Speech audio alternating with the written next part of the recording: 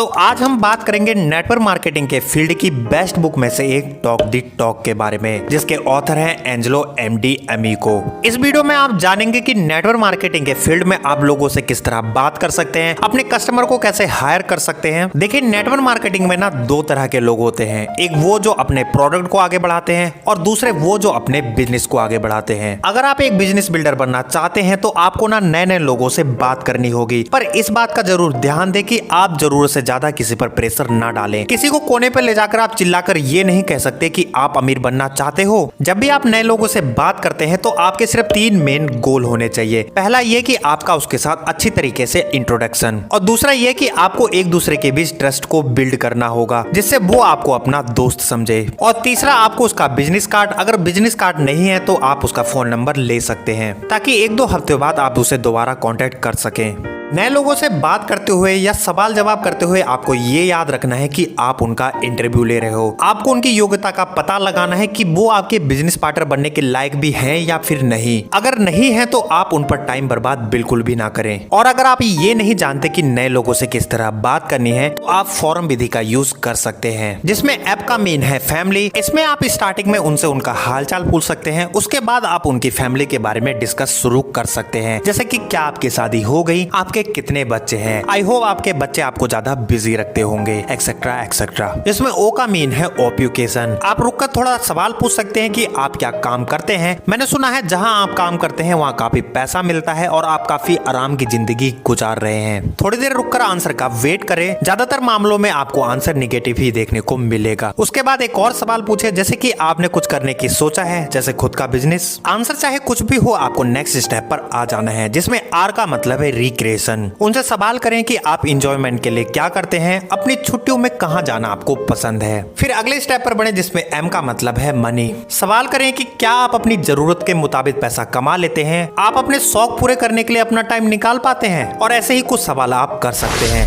पर इस बात का जरूर ध्यान रखें कि अगर आप सवाल जवाब करते हो तो उस टाइम सहज रहें और साथ में मुस्कुराते रहें। फॉरम विधि अपनाने के बाद एक लास्ट क्वेश्चन करें कि क्या आप एक्स्ट्रा इनकम कमाने के किसी अच्छे ऑप्शन को जानते हो। ज्यादातर मामलों में आपको ना ही मिलेगा। फिर आप थोड़ी बहुत उनके दिल को दिलासा दीजिए और उनका बिजनेस कार्ड या फिर फोन नंबर मांग लीजिए। तो अगले स्टेप में आप लोगों को इनवाइट कर सकते हैं। जब आप कॉन्टेंटिंग और इनवाइटिंग के फील्ड में महारत हासिल कर लेते हैं तो ये बिजनेस ना काफी आसान होता चला जाता है। देखिए, कॉन्टेंटिंग और इनवाइटिंग ना एक मैरिज करने जैसा है। जैसे आप शादी से पहले किसी को डेट पर लेके जाते हो ताकि आप ये समझ सको कि अगला पर्सन आपके जीवन साथी बनने के लायक भी है या फिर नहीं। अगर वो आपको पसंद आता है तभी शादी का प्रस्ताव आप आगे बढ़ाते हो। ठीक यही चीज बिजनेस में भी है। अगर आपको लगता है कि सामने वाला अपनी लाइफ में कुछ ढूंढ रहा है, कुछ भी बड़ा करने की सोच रहा है और उसे कोई भी रास्ता नहीं मिल रहा, तो उसे तुरंत ही इनवाइट करके अपनी चुनी हुई जगह पे लाकर टाइम से उसे प्लान दिखा दें। जहां आपका सेमिनार होने वाला है उस जगह और टाइम उसे बता दीजिए। फोन पर पूरा प्लान समझाने की कोशिश बिल्कुल ना करें। और एक और खास बात, अपने आप को पूरी तरीके से प्रिपेयर कर लो, क्योंकि जिसको आपने इनवाइट किया है वो सामने वाला आपसे ढेरों सवाल पूछने वाला है। आप खुद एक्साइटेड रहें, क्योंकि लोग बिजनेस प्लान से नहीं बल्कि आपके विश्वास और आपके एक्साइटमेंट से ही प्रभावित होंगे। और जो भी आप कहते हैं उसे थोड़ा संक्षेप में कहें, घुमा फिरा कर ज्यादा बातों को लंबा ना करें और ज्यादा बोलने से आपको बचना है।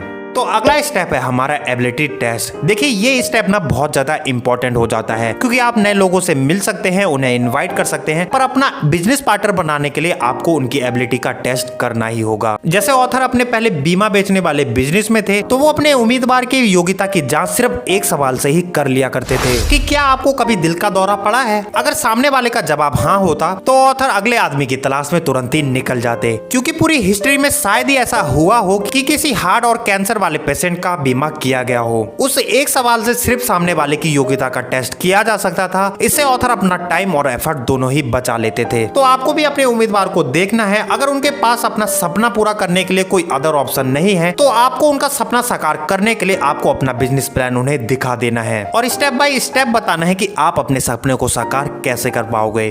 तो दोस्तों, इनवाइट करने के बाद आपके ऊपर ढेर सारी परेशानियां आ सकती हैं। तो अगला स्टेप हमें यही सिखाता है कि इन परेशानियों से कैसे निपटें। देखिए, जब भी आपका कोई भी उम्मीदवार जब भी इस बिजनेस में आने के लिए ना कहता है तो इसके 4 मेन रीजन हो सकते हैं। पहला है फेल होने का डर। वो लोग अपने मन में ही ना पहले से मनगढ़ंत कहानी बना लेते हैं कि मैं इस बिजनेस में सक्सेसफुल हो भी पाऊंगा या फिर नहीं। और सेकंड आता है लोगों के ना कहने का डर। जब आप इस बिजनेस में पहला कदम रखते हो तो आपको ना बहुत बार ना सुनने को मिलता है। और ह्यूमन साइकोलॉजी के अनुसार लोगों को ना सुनना पसंद नहीं होता। तीसरा है सेल्फ कॉन्फिडेंस। अब जाहिर सी बात है, अगर आप 10 लोगों से इस बिजनेस में आने को कहते हैं और 10 में से सिर्फ एक आता है तो आपका सेल्फ कॉन्फिडेंस अपने आप ही डाउन होने लगता है। पर दोस्तों सच कहूं तो यही वो पल है जहां हमें उठना होता है। और चौथा है गलत इन्फॉर्मेशन या फिर मैं कहूं कि नॉलेज की कमी का होना। नेटवर्क मार्केटिंग को लेकर लोगों में बहुत ज्यादा नेगेटिव अफवाहें हैं। जो लोग इसकी पूरी नॉलेज नहीं रखते या फिर वो किसी गलत कंपनी या गलत लीडर के नीचे आ जाते हैं, ऐसे ही लोग इस बिजनेस में नेगेटिविटी फैलाते हैं। अब उन परेशानियों की तरफ बढ़ते हैं जो लोगों से आपको मिलने वाली हैं। सपोज करें कि आपके उम्मीदवार का नाम राज है। राज, मेरे पास टाइम नहीं है। आप वैसे आपके पास क्या करने के लिए टाइम नहीं है? ज्यादा पैसे कमाकर लोगों की हेल्प करने के लिए या फिर एक बढ़िया सी लाइफ जीने के लिए? राज, इसके बारे में मुझे पहले ही पता है। आप, तो ये तो काफी दिलचस्प बात है, पर क्या मैं ये जान सकता हूँ कि आपकी जॉब या आपका बिजनेस आपको वो सब दे सकता है जो आप अपनी लाइफ में पाना चाहते हो? अगर आपका आंसर ना है तो मेरा मानना है कि हमें इस सब्जेक्ट में और भी ज्यादा बातें करनी चाहिए ताकि आप एक ऐसे डिसीजन पर पहुंच जाएं कि इसके थ्रू आप वो सब पा सकें जो आप पाना चाहते हैं। राज, मैं ये नहीं कर पाऊंगा। आप, देखिए राज, मैं आपकी भावनाओं को समझता हूं, पर क्या आप ये जानते हैं कि अगर आप इस बिजनेस में पहले से होते तो शायद ये प्लान आप मुझे दिखा रहे होते और आप इस बिजनेस के डायमंड होते। डायमंड होने का मतलब है कि लाखों की इनकम। क्या आपकी नजर में कोई ऐसा है जिसे हमें ये प्लान दिखा सकें?